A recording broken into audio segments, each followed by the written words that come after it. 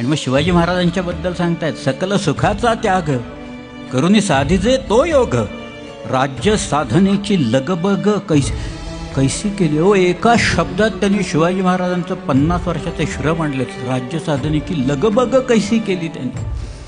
मग शिवरायाचे 8वावे रूप, शिवरायाचा 8वावा प्रताप, शिवरायाचा 8वावा साक्षेप भूमंडळ, शिवरायाचे कैसे बोलणे, शिवरायाचे कैसे चालणे, शिवरायाची सलगी देणे कैसी असे.